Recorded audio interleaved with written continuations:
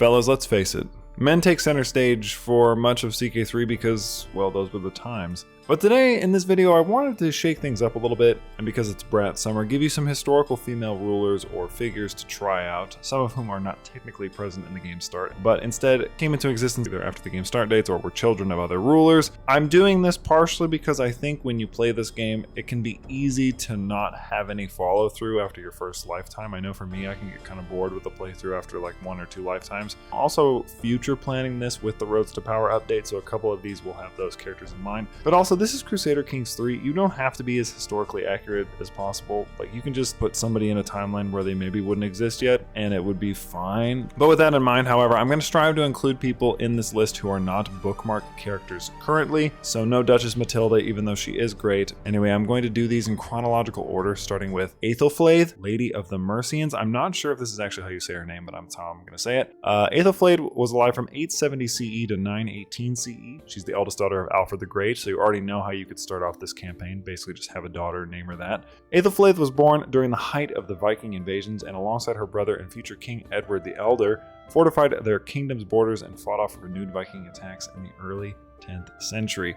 She came into power by way of her husband, Æthelred, Lord of the Mercians, who became a vassal of Alfred the Great after his conquests.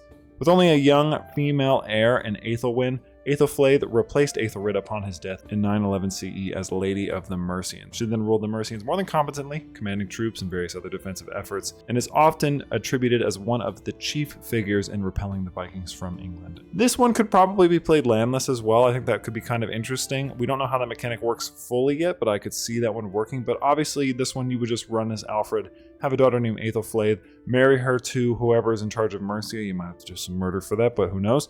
And then you could figure out a way to sort of finagle her into a position of power. I think this one could be a pretty easy one to roleplay. You could be playing sort of as like a warrior petty king, or petty queen rather, which is pretty cool. Our second character is Olga of Kiev. Now, Olga is an interesting character because she was either born in 890 or in 925, so that's quite a bit of ways from the game start. So this is one of the characters I'm just going to recommend. Just make her in 867 and who cares, just do it. It doesn't matter. We know she was of Viking descent, but again, we don't know when she was born. But her historical significance basically begins when she marries Prince Igor of Kiev, son of Rurik of the Rurikid dynasty. Rurik is in the game, so you could also wait till he has a son if you want. And she also had her own son, Sviatoslav, who ended up being in charge of the Rurikids as well in his own time. Now, when Igor was murdered attempting to collect tribute from a vassal tribe known as the Drevlians, Olga assumed command of the Kievan Rus as queen regent for her son Sviatoslav from 945 to 960 CE. In defiance to her people, the Drevlians sent a message with 20 emissaries to Olga proposing she marry her husband's murderer, Prince Mal, which is pretty brutal. She responded actually quite gracefully and told them the message was pleasing to her and to return with the boat they had arrived so that they may be paraded around town as honored guests, which is a weird thing to do, but I guess that was normal then. The messengers, falling for this trap, returned the next day carrying their boat, whereupon they relayed the message to Olga, and her people proceeded to lift the boat with the temporarily joyful messengers in it, like a palanquin,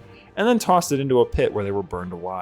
Olga would repeatedly use her cunning in this way to trick the Drevlians, once to burn more messengers within a bathhouse, and again under the pretext of a funerary feast for her dead husband, where drunken and sleeping Drevlians were killed in their beds and in the streets en masse. Olga then gathered an army and crushed them in the field. The Drevlians were eventually forced to surrender, but not before their primary city was burned to the ground and most of their men were dead. Olga is remembered primarily for this, but also for her baptism in Constantinople in 950, which she followed up with efforts to Christianize her people, which although failed earn her a canonization in the 12th century in the Eastern Orthodox Church. I could go on, but Saint Olga, I think you can see, is kind of an interesting mix of intrigue and piety. And you could, if you decide to run an Olga campaign, I think this one would have to start off landless and then maybe wait a little while, or you can maybe make her later. I'm not sure how that would work. Obviously, you'll have to figure out how you're going to add her in the game. You could also run the route that maybe you just change a courtier's name and marry her to your son and name her Olga. I'm not sure, but I think it'd be interesting to do an Olga of Kiev run. I don't know how you're going to do it, but it's a fun suggestion, I think. Number 3, we have Isabel de Montfort. She was alive from 1057 CE to 1102 CE, so she is alive, or would technically be alive at the game starts. And I've wanted to include a person on this list who could for sure be a landless person and is also not a ruler at all. So she's a member of the famous Montfort family. She was a beloved noblewoman who contemporaries said was joyful, daring, generous, and loved listening to the tales of knights and soldiers. This is another one that I think you could just make and it wouldn't be that big of a deal, because she was married to someone named Raoul II de Tosny, who is alive and is like 26 at the game start, and you could just make her around the same age and be fine.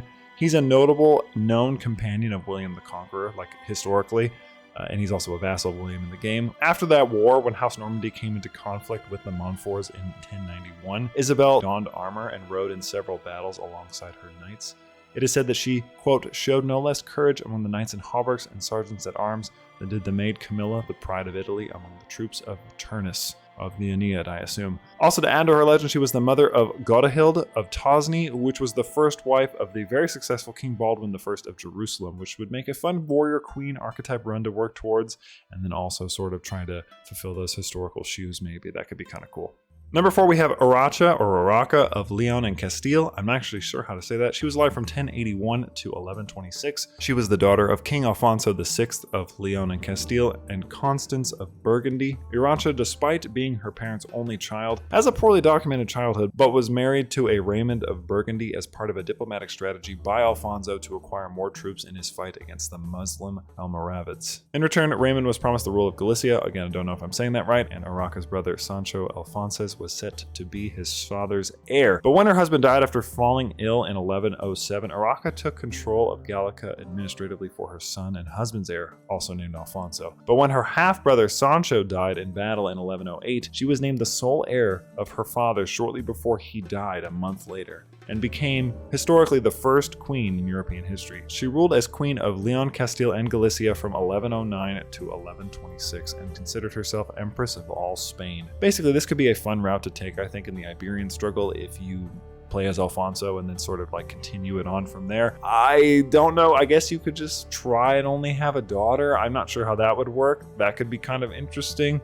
You could maybe make her alive in the start date. A lot of these characters, as I've said, they're not alive when the game starts. They're sort of like a follow-through plan, and I think that this one could be particularly interesting because she's such a cool historical figure.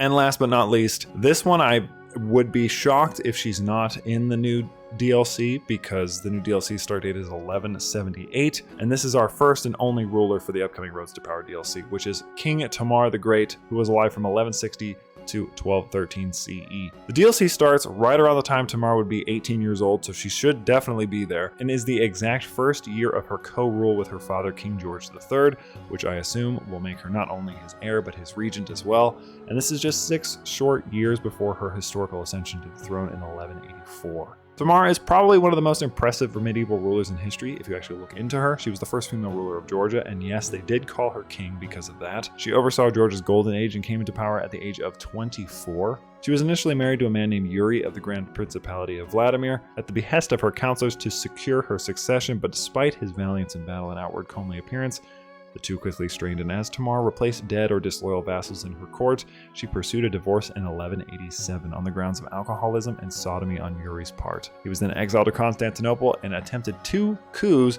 but Tamar squashed them and he faded into obscurity in 1191. In the same year, Tamar married David Solsnan, an Alan prince, which is a Christian Iranian people, who was said to be fearsome in battle and in his loyalties to his wife as king consort.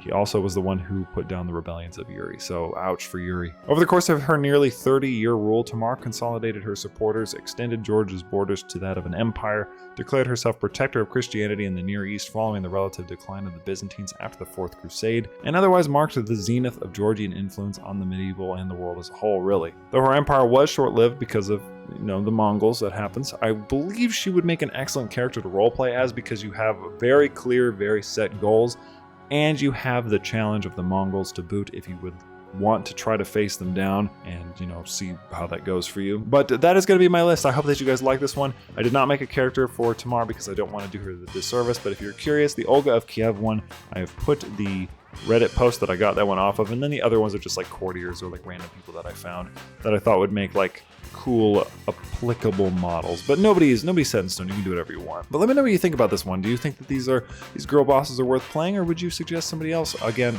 try not to suggest people that are too obvious.